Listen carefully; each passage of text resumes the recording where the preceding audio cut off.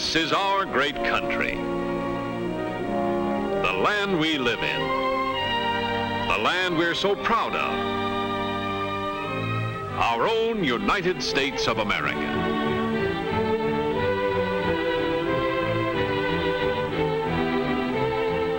It's a big country, this land of ours. A country of broad plains and rolling prairies, of vast forests and fertile fields, rivers and lakes, high mountains, little villages, and great cities. No wonder we're so proud of America. There's so much to be proud of. And here's one of the most wonderful things about this vast country of ours. No matter where we want to travel, no kinds of raw materials and manufactured goods. Have you ever stopped to think how really important railroads are? Have you ever thought of what it takes for the millions of people in this great country to be able to travel from one end of the land to the other with speed, safety, comfort, and at low cost? Have you ever marveled at the iron ore and coal and hundreds of other raw materials that move continuously to the nation's widespread factories? And how thousands of different finished products are delivered from where they are made to where they are needed in all parts of the country? Have you ever wondered how the foods we eat are always being delivered from the farms to our markets, and how they arrive fresh as the day they were picked? Well, the answers to those questions make up one of the most fascinating and important stories in the history of our country. The story of the American railroads. In order to tell you that story, we're going to visit the railroad yards. We're going into the railroad stations and out along the tracks. In that way, you will get a better idea of what the nation's railroad system is like and the big, important job trains are always doing. Then, the next time you are on a train, or the next time you see a train speeding off into the distance, you'll understand how much we all depend on railroads. How much keep this land of ours the most wonderful and prosperous nation in the world. When our country was young and much smaller than it is today, traveling was slow, uncomfortable, and dangerous. And so people didn't travel very much. Then, just a little more than 100 years ago, came the one thing the young country needed to grow into an important nation: adequate transportation. That transportation came in the form of railroads. Those early trains were funny little affairs when compared with the big trains we see rolling today. But they had a lot to do with opening up and developing vast new territories, which later became states. You could say that America and her railroads grew up together. As the railroads pushed ahead, settlers followed. Farms were cleared and crops planted. Mines were opened and the railroads began moving the ore and the coal to mills and factories. Villages which sprang up around the railroad stations grew and prospered into big, important cities. Throughout the length and breadth of the land, trains come and go, day and night, in all kinds of weather, carrying millions of people and millions of tons of freight. Because we don't always see the trains which serve us, maybe everyone doesn't realize how essential railroads are to our everyday living. Everyone likes to travel. Suppose we see what happens when we take a train trip.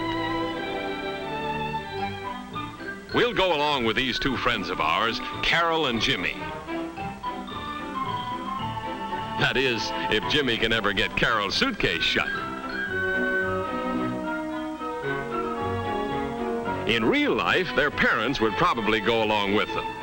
But for this picture, suppose we let Carol and Jimmy travel by themselves, okay?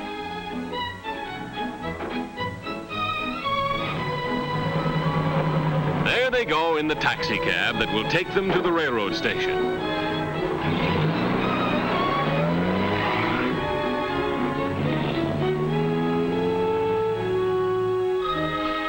Almost every town has a railroad station.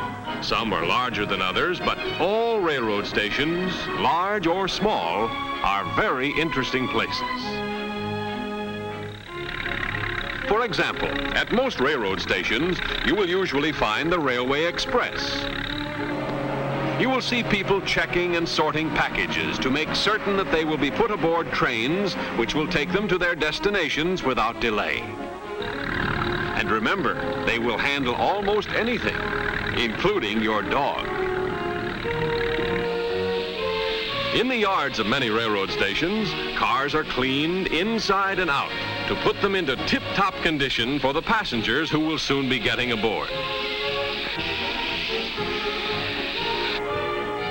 In another part of the yards, dining cars are stocked with fresh vegetables, meats, milk, and all the other foods that will be needed for the meals that will be served when the train is on its way.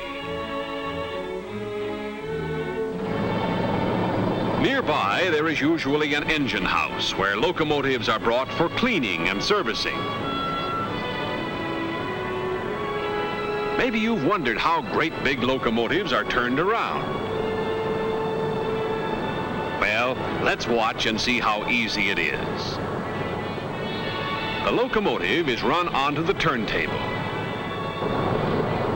On goes the power, and around goes the locomotive as easy as you please.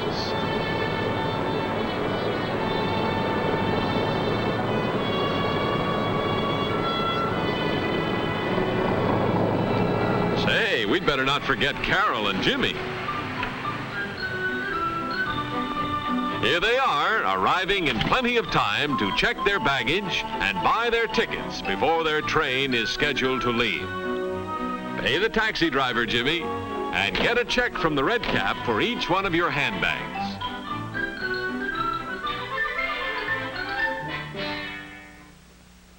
The next stop is to buy tickets. Now let's see, Jimmy and Carol are going to visit their aunt and uncle at a town about 1,000 miles away. They will be coming back by train, so they will buy round-trip tickets. Buying round-trip tickets, they will be saving money too. The ticket clerk stamps each ticket with the date on which the ticket is purchased and the date on which the ticket is used. So far, so good. As Carol and Jimmy are going to sleep on the train, they'll have to have sleeping car tickets too. That's right, you're all set now. Say, you'd better not take too much time paying for your tickets, Jimmy, because here comes your train. There's nothing quite as exciting as a railroad station at train time. From the time the train arrives until it is ready to leave again is usually only a matter of a few minutes. But during that short period, many things happen. Trunks, luggage, and other such items are loaded into the baggage car near the head end of the train. The United States mail is put aboard the railway mail car. Windows are cleaned by a mechanical washer. Friends and relatives bid each other last-minute goodbyes. Passengers like Carol and Jimmy board their cars and are shown their space in the car by the porter.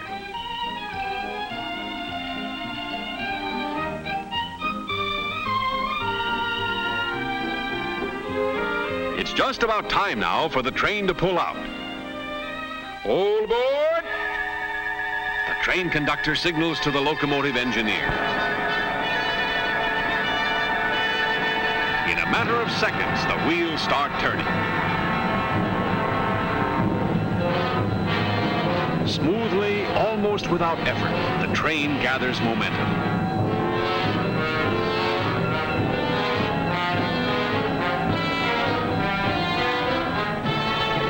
And before long, it is out in the open country again, running along at top speed. It's really great fun traveling on trains. You can sit for hours just watching the scenery as it rushes by. It's almost like a travel motion picture. One of the most interesting motion pictures you could possibly imagine.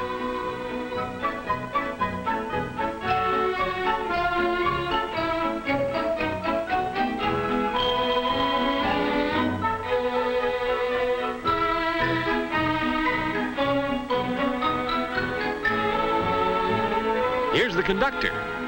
Tickets, please.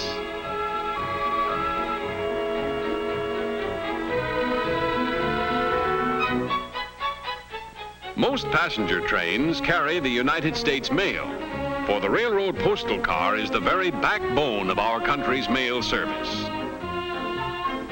These men are railway postal clerks, just like the clerks in the post office at home, except that here they work while the train speeds along. Watch them sort the mail, getting it ready for delivery by the time the train reaches the proper station.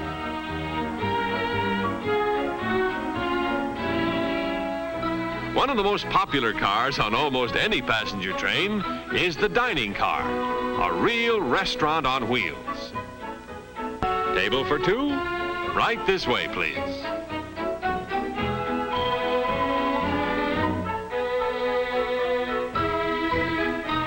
Now, Carol and Jimmy, what do you think you'd like to eat? What a choice! Almost anything you can think of. And if you need any help, the steward is only too pleased to offer some suggestions.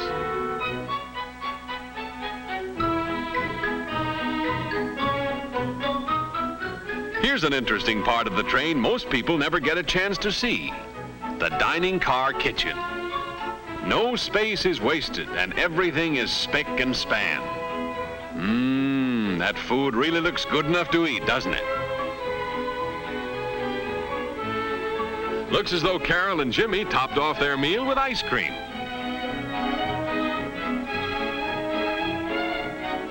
What's this? Oh, the check. That's all right, my good man. Keep the change.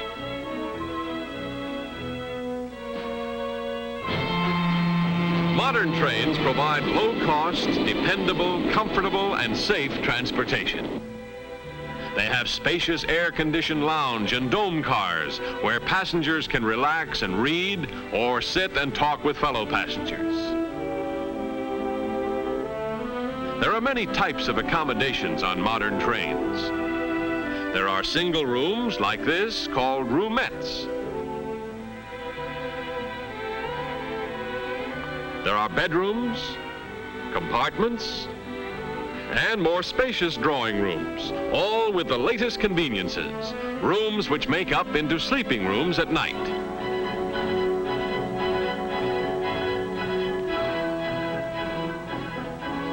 That's right, Carol. Always use the ladder to get into an upper.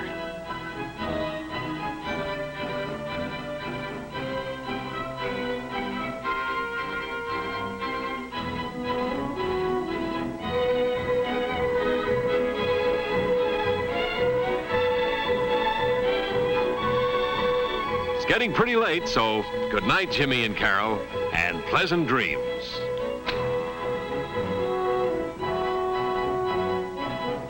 Always remember that you're traveling the safest and soundest way there is to travel when you travel by train.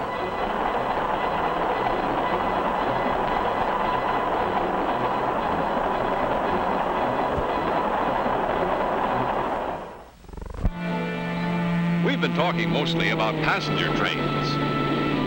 But how many of you know that about half of the trains in the country carry no passengers at all? That's right, they carry freight. Things that are so important in our daily lives. The food we eat.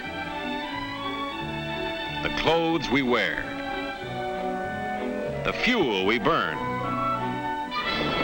Almost everything we use depends at some stage on the service of railroads. On the fertile fields of the North and West are grown the millions of bushels of grains which are so much a part of our everyday diets. The railroads move these grains to huge storage elevators or onto the mills. Then later on, when the grains have been ground, the railroads move products, such as flour, to the cities and towns to be baked into the bread which we find every day on the shelves of our neighborhood grocery stores. Moving cattle and sheep from the great ranges of the West is another important railroad job. The cattle are first rounded up. Then they are loaded to special railroad cars to be moved, sometimes long distances, to packing houses where they are dressed. Then the meats are moved again to the meat markets of the country. Eventually, through the help of railroads, we have meat on our dinner tables. Fresh fruits and vegetables, things known as perishables, are handled in special refrigerator cars, kept cool with ice or with machinery that works like your refrigerator at home, to keep perishables fresh while they are being moved, sometimes as far as 3,000 miles. Railroads are depended upon to move the nation's raw materials to factories, which will make them into finished products. Iron ore, scooped from the mines of Alabama and the great ranges of Minnesota, are moved to the nation's blast furnaces to be made into iron and steel.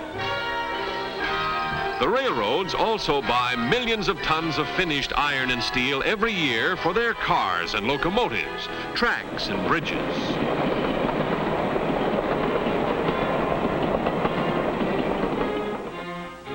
Coal is one of the most important things carried by the railroads. Millions of tons are moved every year to keep power plants and factories working. Railroads are depended upon to deliver the coal to towns and cities, to keep homes, hospitals, schoolhouses, and other buildings heated during the cold winter months. Railroad large quantities of coal every year for their steam locomotives and for other railroad uses. Railroads carry forest products, logs and pulpwood, from the forests to the mills. And they carry the lumber and the paper and other products made from wood or wood pulp to the places where they are needed. Cotton, grown in Dixie, is moved to the textile mills of New England and the Southeast, where it is made into cloth for clothing and thousands of other important items. Oil is moved by the railroads in huge quantities too, and the railroads buy and use a large part of all the fuel oil sold in the country every year.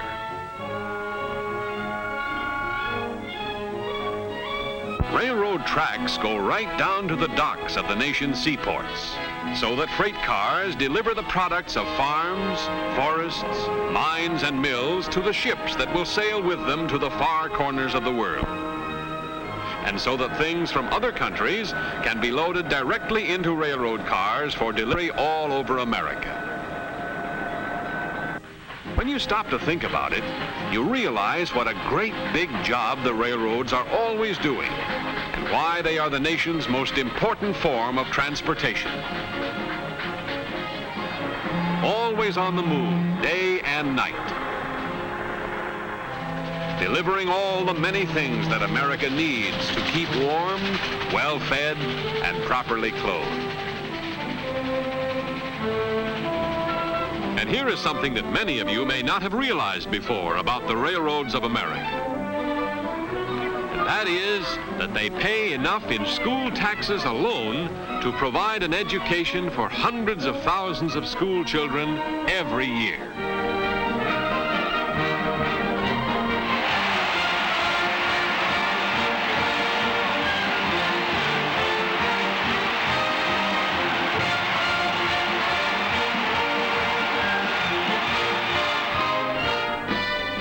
It's time we were getting back to Carol and Jimmy.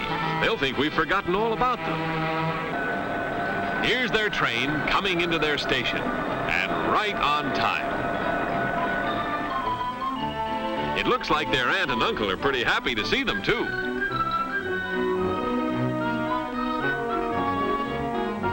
Well, the train is ready to start moving again. They're There she goes, pulling out of the station, gathering speed, carrying other passengers, mail, express, and baggage to other stations. We certainly hope you've had a nice time coming along on this trip with us, and that you've learned something about railroads that perhaps you didn't know before. We hope each and every one of you will be able to take a trip on a train very soon. Perhaps you'll want to visit a big city.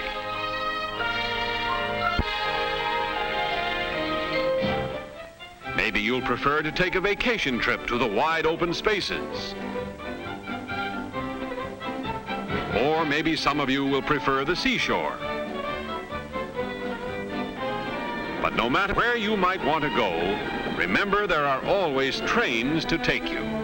And when you go, you'll see how big and how wonderful your own United States of America really is.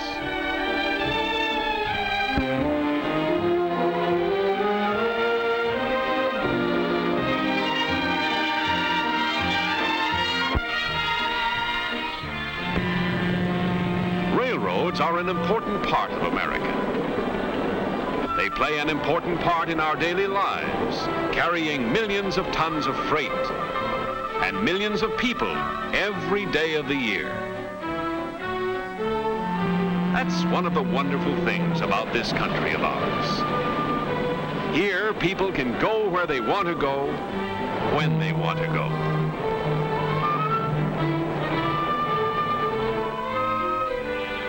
Yes, this is indeed a great land. A land of opportunity. A land made great by the efforts of individuals. Individual efforts which have raised ours to the world's highest standard of living. Here in America, a person can worship God as he chooses. He can go to the church of his choice.